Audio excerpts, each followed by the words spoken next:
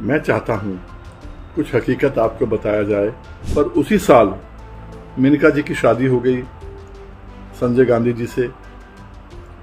और जब इमरजेंसी का दौर था तो राजा थे, उन्होंने 11 दुकानें थी वहाँ पर, 11 की 11 बेच दी।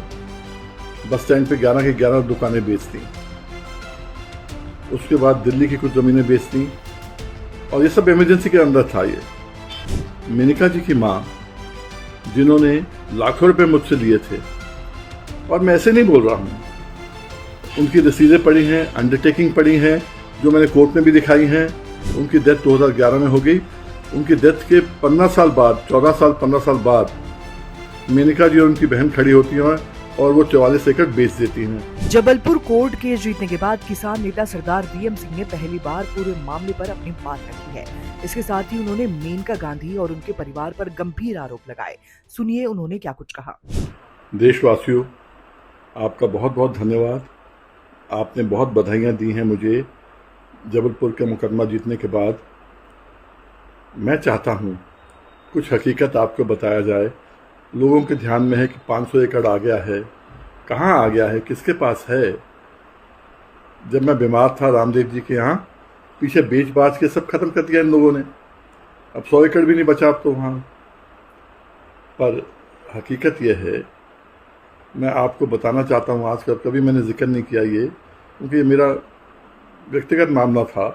पर अब जब अखबारों में इतना आ गया है, टीवी पे इतना चल गया है, तो मैं बताऊं कि मेरे दादा सरदताज सिंह, जिनने साहिवाल की नस्ल चालू की थी, उसलिए उनको सर का खिताब मिला था, सरदार बहादुर सरदताज सिंह। मेरे दादा थे, मेनका जी के नाना थे, मतलब उनकी माँ, मेनका जी की माँ सरदताज सिंह की बेटी थी।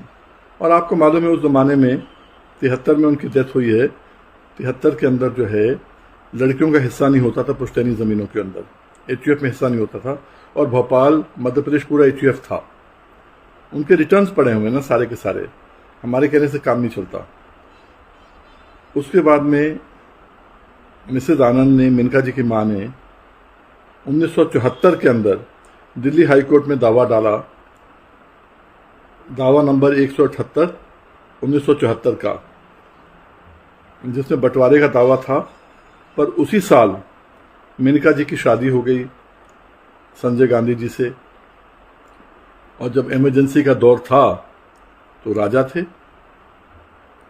उस समय उन्होंने भोपाल का जो ज़मीनें थीं पुश्तैनी, उनको भी कुछ ज़मीनों को अपने नाम पे लगा लिया, कुछ ज़मीनें बेच भी दी उस समय, जिसमें आज सबसे बड़ी रेजिडेंशियल कॉलोनी बनी हुई है। 1984 में उन्होंने 11 दुकानें थी वहाँ पर, 11 की 11 बेच दी। बस स्टैंड पे 11 की 11 दुकानें बेच दी। उसके बाद दिल्ली की कुछ ज़मीनें बेच दी, और ये सब इमरजेंसी के अंदर था ये। और इन्होंने दिल्ली के अंदर ज़मीनों का बंटवारा करके अपने हिसाब से कर लिया था, जिसको 1 साल बाद मेरे पिताजी ने जब मालूम चला, इन्होंने हाई कोर्ट के अंदर एक बंटवारे का दावा डाला दिल्ली हाई कोर्ट में, और वो 1993 के अंदर कोर्ट ने उसको डिक्री किया, हमारे पक्ष में किया। और जो उन्होंने दिल्ली में किए थे 75 के अंदर जो बंटवारा किया था, उसको खारिज करते हुए उन्होंने कहा कि नहीं, ये बिल्कुल सही है, ऐसा नहीं हो सकता। और दिल्ली हाई कोर्ट ने डिक्री कर दी। मेनका जी की माँ, जिन्होंने लाखों रुपए मुझसे लिए थे, और मैं ऐसे नहीं बोल रहा हूँ, उनकी रसीदें पड़ी हैं, अंडरटेकिंग पड़ी हैं, जो मैंने कोर्ट में भी दिखाई हैं। इनके भाई के पास 44 एकड़ ज़मीन थी जो पुश्तैनी ज़मीन के नाम पे लगी थी, वो भी मैंने खरीदी लाखों रुपए में। उसकी रसीदें अलग हैं, सुप्रीम कोर्ट को दिखाई, सबको दिखाई। तो कोर्ट ने कहा, इनकी माँ ने फिर कहा कि मेरे पास उसका मुख्तियारनामा है, वो गायब है, बाहर गया हुआ है, मैं करा दूंगी रजिस्ट्री। आज तक रजिस्ट्री नहीं कराई। उनकी डेथ 2011 में हो गई।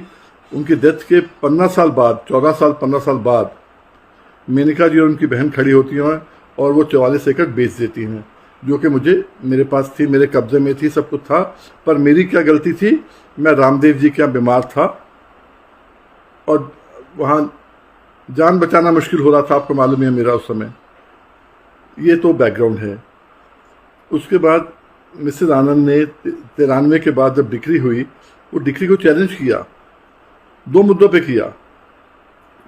उन्होंने कहा ये कुछ ज़मीन मेरे बेटे के नाम पे थी, वो इसका हिस्सेदार नहीं था। तो कोर्ट ने कहा नहीं, हिस्सेदार था या नहीं था, वीएम सिंह ने खरीदी हुई है ज़मीन, आपकी ज़मीन भी पूरी खरीदी है। उनने अपना जिक्र ही नहीं किया, ना भोपाल का ना रायसेन का, मध्य प्रदेश जिक्र ही नहीं किया, क्योंकि उन्होंने पैसा ले लिया था। उन्होंने मुझे पावर बटौनी भी दी अपनी, मैंने कभी इस्तेमाल नहीं करी जब तक पूरा पैसा नहीं दिया, और इस्तेमाल करी नहीं मैंने उनकी डेथ तक। मैं चाहता तो कर लेता, नहीं करा मैंने। पर अब जब ये बातें आ रही हैं कि मुफ्त में मिल रही है, कहाँ से आ रहा है, उनका हिस्सा था, किसी का हिस्सा नहीं था भाई।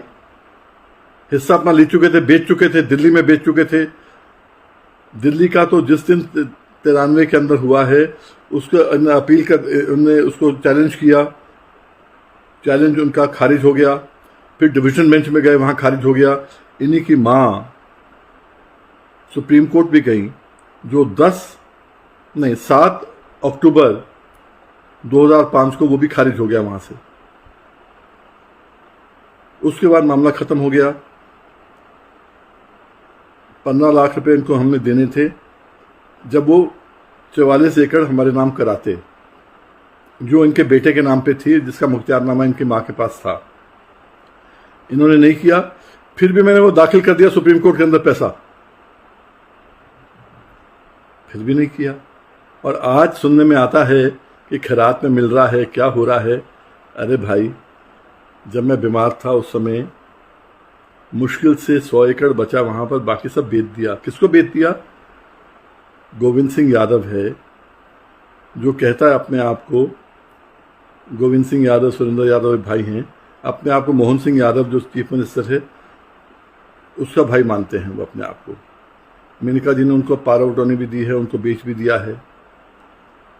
अब ये अगर सरकार चाहती है तभी तो ये हुआ है इतने साल से, दाखिल खारिज नहीं हुआ।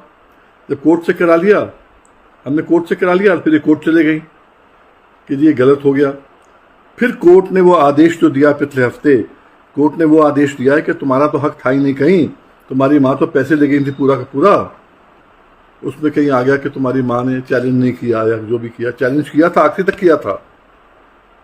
पर ये आप सबको बताना था कि आप बेफिक्र रहो। कुछ लोगों ने, मैंने जिनको बताया, उन्होंने कहा भाई साहब बताओ, हम भी साथ चलेंगे, हम ये कर देंगे, वो कर देंगे। नहीं, अगर मैं आपकी लड़ाई लड़ने के काबिल हूं तो अपनी लड़ाई खुद लड़ना सीखना मुझे आना चाहिए। आप बेफिक्र रहें, जब जो जरूरत होगी आपकी मैं खुद कह दूंगा।